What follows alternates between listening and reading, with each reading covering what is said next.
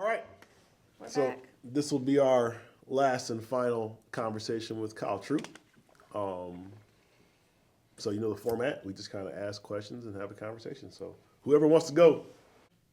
Oh, you have? All right. Yeah, I all have right. one. Okay. I didn't announce it like you did before. Okay. Well, So my question, if you were not to be a professional bowler, what sport would you be a pro at? Like, what would your second choice I appreciate you thinking I was going to be a professional Wow. athlete in another sport. That's been a question I've asked myself a lot, because at first, my first answer would probably be a manager at Wendy's. Hating my life probably at this point.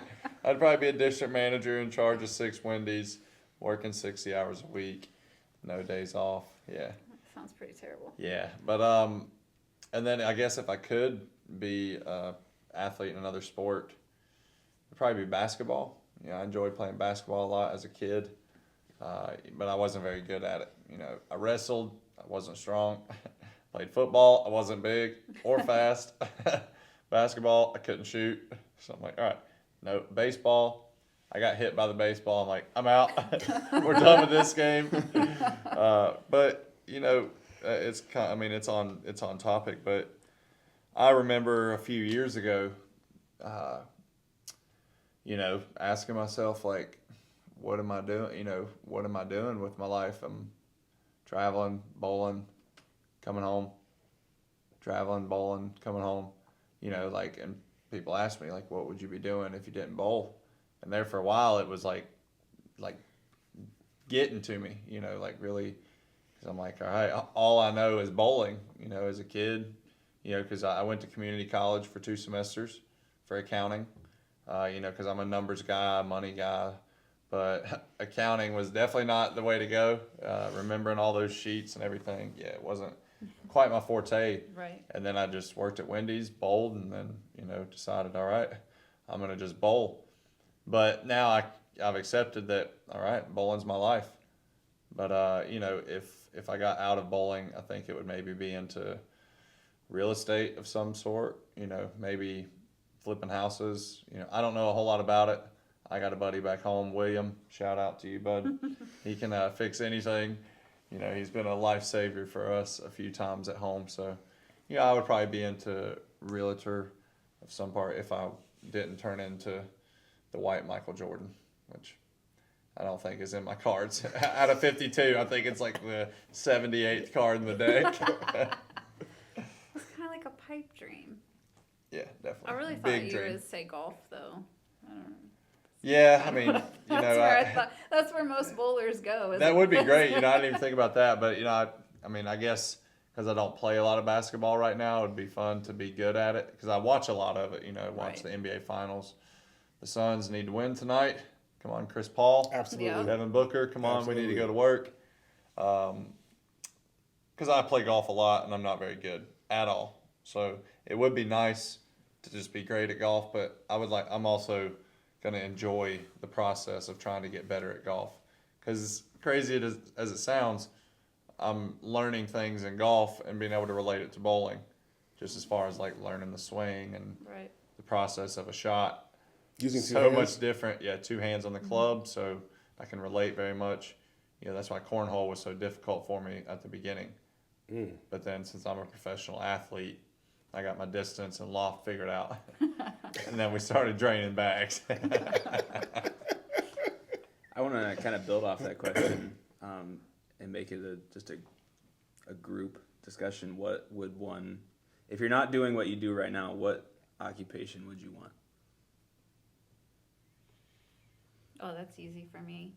I still have my real estate license, and I've been a realtor for 12 years. I love selling houses. I love helping people. I mean, it's the same as helping people. It's the same as what we do here.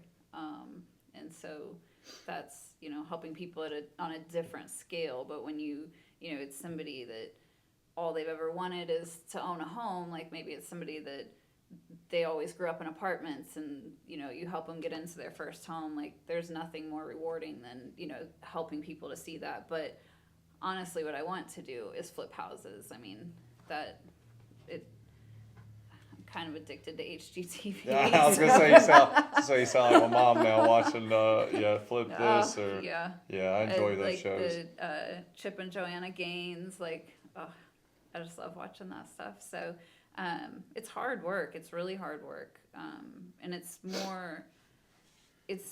hard work of a different kind than I think what a lot of people realize, because it's not just about doing the physical work of the house. I mean, you have to find the right deal, and there's so many things that go into it. You have to find a house that's the right cost, and you have to find it, it's got to be in a good area so that you're not going to sit on it, because the longer you have to hold it, the more it's going to cost you. And so there's a lot of things that go into it, but we like to solve problems, so it's all part of the puzzle. But yeah, if I wasn't doing this, that's 100% what I would be doing. A little hard to flip houses in this market, but Yeah, no doubt. good thing that's not what I'm doing right now. Yeah, right. I'd be a teacher. I like helping people. Like at the end of the day, I think that my talent is figuring out ways to help people. I mean, obviously, you could kind of say that I do a little bit of that now. Right? I kind of feel like I'm a teacher now, a bowling teacher, if you will. Luckily, right, I learned early on that I wasn't going to be like Kyle Troup. I wasn't going to be able to be a professional bowler, but I could get good enough to be able to help other people. And I think that if I wasn't doing this, that's what I'd be doing. I'd be, out helping people. There was a time period there where I didn't have a job, and this really wasn't going either, like not really going. So, what'd you do in the in-between time? And ultimately, I was teaching. We were going around to colleges or high schools or anybody who would have us there and talking about relating physics, STEM, and using bowling as the tool to kind of teach some of the things related to those educational courses. So, that's no doubt what I would be doing. I would be educating in some form or capacity, that or I would probably do something with Tesla, because I like Tesla. That's fair. Well, and I think that you say that, but that really is what you're doing, and it's more, obviously, he's coaching bowling, but as the CEO of the company, you're doing that on a daily basis with all of us. It's helping us to better interact with the customers, with the employees, because sometimes I just want to scream at people, and well, that's not how you retain employees. So a lot of times, I'm telling you, like, this is what happened today, and it's you saying, well, here's how you should handle that situation. So I think you're always coaching and mentoring and teaching, and that is what you're doing. You just don't have that title. What about you, Dustin? Motocross driver. All right, well, that was a good episode. No, I've always had a huge passion for music. So my dream would be to be a professional musician, a touring musician. Just something I've always thought about and wanted to do, but it's not easy. Like I said, music's been a passion in my life for as long as I can remember. And the first thing I do every single morning when I get to my computer is I go to Spotify and start my music, and it just plays throughout the day. And I'm constantly involved with stuff like that, and that would definitely be a dream of mine. I will say the Queen movie, watching that and just kind of seeing the story of it and then performing in front of thousands of people. Yeah. I'd love to do that on the lanes, and just have like a stadium of people going bananas, watching basketball, seeing 30,000 people in the stands. Like, I want to do that and be bowling, to perform, and to have music talent. That'd be pretty cool. Yeah. I might want to add that to the list of dream jobs. I know for a fact that Dustin likes music. He by far has the most diverse taste in music I have ever seen That in my is life. for sure. Like, you can kind of not pigeonhole people, but you can kind of pigeonhole people to the type of music that they like. I like a lot of hip hop. I like a lot. Yeah, you're a gangster. I am a gangster. Like, as soon as we leave this building, you know, it's G's up, down. You know what I mean? It's Peace up, A-Town down. it's peace up, A-Town down as soon as we leave here. You know what I mean? So like, I mean, that's just what I like. That's just what I like. But you know, one of the first times that me and Dustin were hanging out, and we hang out quite a bit just because that's how it is. And you know, Smooth jazz. well, I will tell you that Yes. he likes smooth jazz, right? Like, I'm okay, that's cool, you know. And then you hear, you know, a '90s hip hop song, and then you're like, oh, all right, cool. And then you know, it's like '80s rock, you know. You're like, oh, okay. And then you're like, I you think know, the only thing I haven't heard Dustin play is country, Country. music. I was waiting That's for it. no, country, I haven't but, really all quite right, heard. waiting I for haven't that. quite heard the country, but I've heard literally everything else, and there is no like order to it, right? So you can be like, Oh yeah, you're going from one. it could to be the like other. Tupac, you know, to Kiss, or Queen. Quite literally. Like That's I mean, what happened. it can be Queen. You know, it can be like a ballad, and then it can be like, I can't say it on, you know, the conversation with, you know, you know what I'm saying?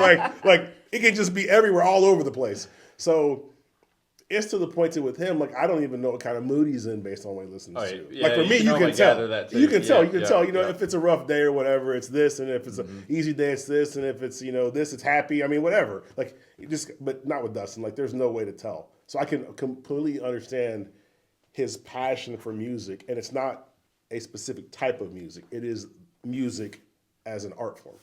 Yeah, I mean, I do have my go-tos if I'm in a specific mood. If I'm in a nostalgic mood, I'll try to find stuff that I listened to while I was at school. Or if I'm not very happy, I'm gonna go towards the Darker super heavy stuff that Slipknot. Yes. Yeah. I have one band that I've found recently that I'm like, yep, I'm not in a good mood. I'm gonna listen to them. Wow. Well, I mean, who's that? What is it? The band is called Cattle Decapitation. Cattle decapitation. Fair enough. Cattle? Cattle. Jesus. Yep. Fair Oh enough. my God. Okay. Yeah. All right, yeah. Although Cattle you did decapitation. say motocross, he did recently buy a Lime scooter. Scoot. A Lime scooter? You bought your We- own? Well, it's not a line, but Well, it's yeah. the same Oh, concept. Yeah. oh, okay. We All right. we had still have so to much pay for fun rides? when we were Or do down you- at Bull Expo. No, He it's fine. decided he You needed get one. free rides now? Yeah. I mean, I love it. We were in Louisville for my birthday, and we actually they're went to everywhere. dinner at Swizzle at the Gall House, and then we went and did axe throwing, and it was like Oh yeah. a mile down the road. Yeah, I'm like jumping off of sidewalks on this thing, and Yeah. like, you know, feeling like I'm on a scooter back in the day. I love Yeah. those things. So good investment. Yeah, big fan. Gas free. Yeah. Yeah. Electric. And it goes. Yeah. When's the Tesla fast? scooters coming out? I mean, you know, they'll probably be pretty fast. 15 miles an hour. 15. All right. That's Okay. moving. That's So, moving. It's a lot That's right. faster than walking. yeah. Yeah. I mean, that's faster than running. Yeah. I'd say that's my that's running true. speed for about 2.8 seconds. So I've got a question, I guess. You know, I think because I have a few things comes to mind whenever I think of it. You know, I want to hear some kind of crazy story that maybe, you know, I don't know, maybe you're scared for your life, or, you know, something that's really gotten your heart racing before. I don't know, something exotic, or, you know, I don't know if that's something that's happened to everybody, but I mean, he's smiling. He's ready to go. No, I don't. yeah, he's like, yeah, I'm chilling. Yep, I'm not nope. a crazy person. Wait, what? Was that directed directly at the camera? Yeah. Wow. I don't know, maybe that wasn't the best Oh. question. No, it's a No, great no, question. no. I mean, that's Okay. good. Go ahead. So one thing is not like crazy. I didn't feel like I was dying, but one of the most fun experiences that we've had while doing something. Well, we were bowling, but we took a little detour and went shooting, and it was so much fun. And so we, you know, had shotguns, and we were, what's it called? It's Clay sport shooting. play. Sport Sport plays, play. yeah. Okay, yeah. Yeah, Sport and plays. so you go out, and you know you don't know where they're gonna go, and it was the first time Dustin ever shot a gun. Ever. Yeah. Wow. Okay. Yeah. So I mean, it was just so much fun, and I think it was actually the second time we went. Whenever Yeah. you came, Yeah. the first time, I mean, we were just so excited. Like, okay, we got to go buy guns when we get Yeah, home. that's Like, great. Yeah, that's such a great thing to want to go buy. like, this is just so much fun because, it's like you're nervous, but Yeah, I mean, you just And- think he'd kill somebody. Like, right, but that's what then- I get nervous about but when I hold a then, gun. right, but then by the end of the day, you're like actually hitting them at, at least once a station, I can relate to that. My buddy back home that I went fishing with a lot, when we go over to the house for like Thanksgiving and Christmas, yeah, we're outside shooting guns. We actually shot the clay shot, and yeah, I'm pretty nervous, like holding a gun at first. I'm like, Yeah. all right, yep. And then he's like, all right, this one's gonna rock, and I'm like, oh. Shoot the bow, the different stuff like that. Because our family has never owned a gun. I've never seen a gun in our household since I've been a kid. So never that we're afraid of guns. We just Right. not a hunting Right. family. Didn't need it. And but nowadays it seems like you might need one. But But yeah, that really got my heart racing for sure. It was a lot of fun. Yeah, that was more nerve-wracking for me. Like, I have this big shotgun in my hands that this thing's going to come out and I got to shoot. And I've never shot a gun before. and you got to shoot a moving target. Yeah, right. Yeah. Right. I mean, I figured it out, but You did. it was... I think you ended up killing it by the end of the Yeah. day. So Yeah. Yeah, I never really got too good. He's like, yeah, look down this little like pinhole, Right. needle target. Yeah, no, I'll stick to bowling. yeah. Yeah. So I think I've had a few incidents, but the one thing that I always think back to, we were in Dallas, Texas, and I decided to go skydiving. I don't know if any of you guys have done that, No. but I highly advise you do it because it's a lot of fun. I was like, wanted to do it for a long time. I didn't do it the summer before. I was sitting on Connor Pickford's couch while he was working at Classic in between summer stops. And I'm like, I'm going to book a skydiving appointment. So I booked it for the next day, Wow. drive out, and we're in like BFE, Texas, like middle of the nowhere desert. I pull up, it's like a trailer, and then like a plane. I'm like, all right, here we go. Like, What did I just? and sign it up was for? me and this like 18-year-old kid. He had just graduated high school, and his entire family, like the dog, grandmother, grandpop, aunt, uncle, cousins. There's like 15 people there, and I got nobody. And I'm like, yeah, I'm just gonna go jump out of a plane. By myself. Yeah, and I was like, you know what? Let's kind of use this. Jump out to a new beginning. And the only part I was nervous about was when he was telling us beforehand, they're running you through the suit and this, and he's like, all right, what don't do, don't reach up and like grab the guy, because we're jumping out with somebody. Right. And he's like, yeah, and don't grab this thing, because if you grab this thing, you'll lose the chute, and then you're only going to have the one parachute to bring you down, and then if that one messes up, then you die. And I'm like, all right, don't do that, don't do this, don't do that. And I'm like getting up in the plane, I'm like, I'm going to forget all of it, and I don't know if we're going to make it. But that was, and the kid, his parents, I thought it was cool. They were like, you can have $300 for graduation or memory. So they took him skydiving, and we did it. It was cool. My hair was a mess. Bowler Journal did a spread, and the picture, I look like a cone head of hair. So like I'm coming out, and it's literally just like, looks just like a cone head. I'm like, that's perfect. Yeah, we made it. You survived. I would tell you, there's been a couple of instances that kind of come to mind, when you think about like trips. I can tell you, or things like that, right? I can tell you going overseas can be a very scary situation, especially when you go somewhere where nobody speaks English. China.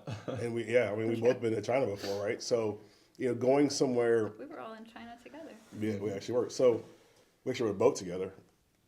Remember that? We all rode on a boat? Yeah. That's probably where we got COVID too. No, I'm joking.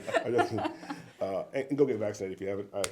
Anyway, so serious note. So, going somewhere where you are completely helpless, when nothing is in English or your native language, and when you can't communicate with anybody because you don't know the language and you're in their environment and you don't know all the rules and you don't know, how to navigate or how to go to the bathroom. Like, how do I say go to the bathroom? You know what I mean?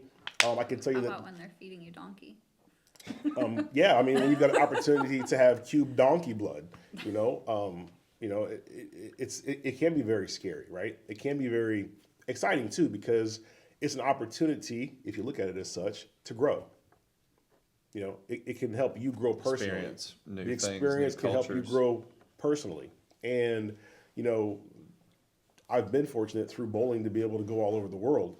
And because of that, when I go to new places, I just try to take it in, like try to understand, try to learn, try to speak the language. And even though you sound goofy to the people that you're communicating with, a lot of times they'll appreciate that you're trying. You're trying. Yeah.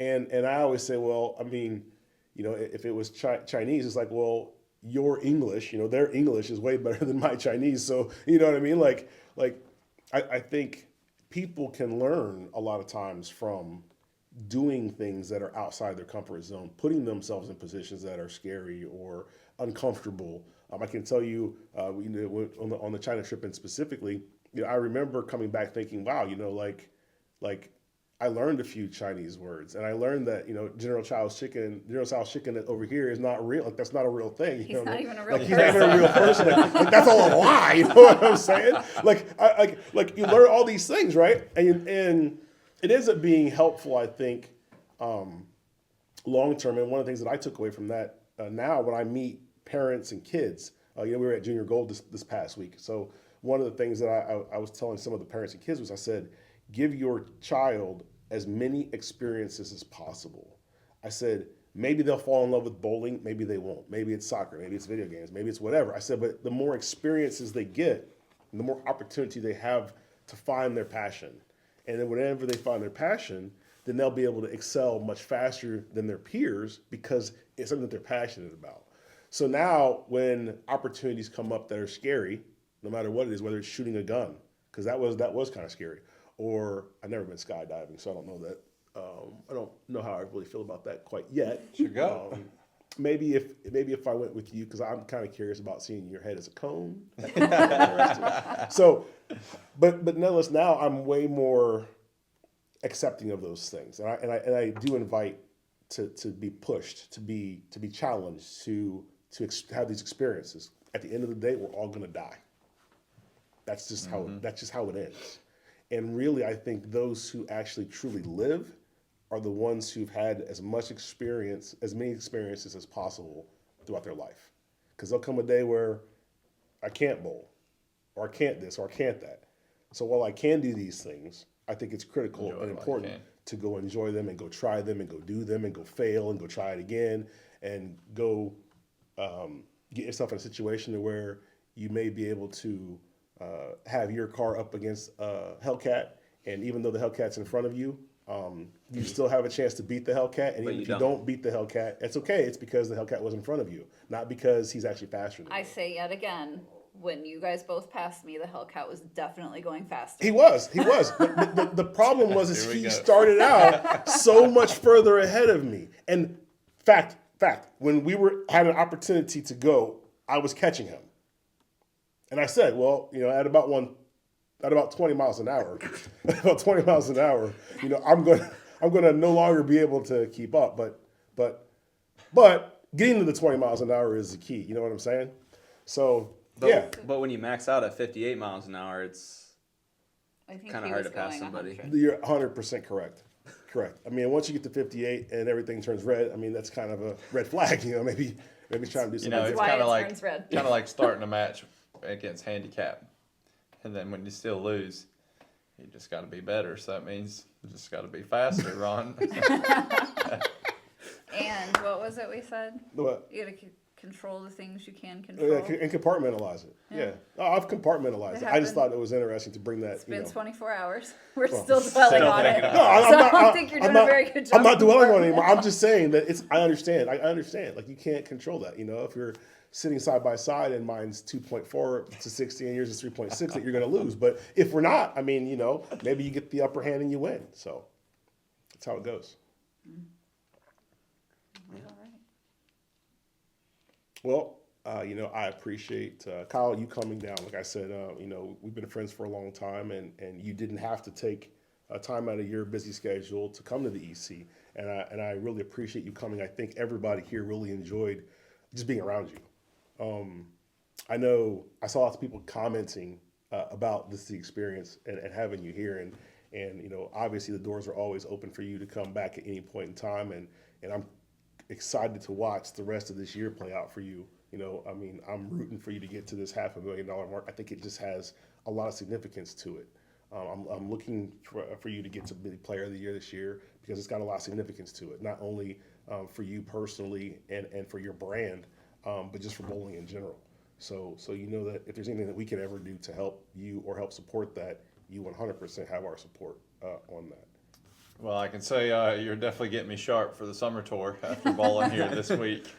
But, you know, I'm a big fan of what you do, you know, and the image and, you know, what you're trying to do, you know, your motivation to grow bowling. So it's awesome to be a part of it this weekend.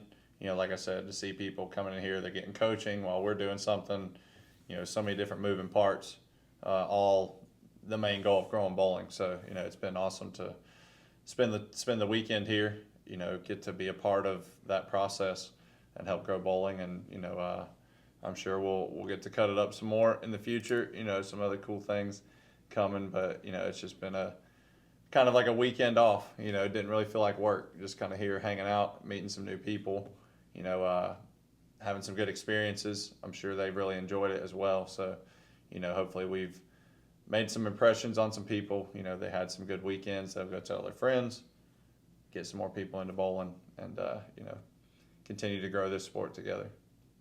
Awesome. Awesome. Absolutely. Really enjoyed it. Well, thank you for coming. Definitely. Yeah. Thank you for having me. Yeah, it was awesome. I think we got a lot of good feedback with you being here, just being a nice guy overall, just a good person. So we appreciate that. Well, all right. Well, that's going to wrap up this last episode of A Conversation with Kyle Troup. And hopefully you guys have enjoyed this. If you do, you know, leave some comments. I can tell you that we read all of the comments. Oh, yeah. Good, bad, ugly, indifferent. We love them all. So leave us some comments and maybe we'll do it again. All right. Thanks, guys.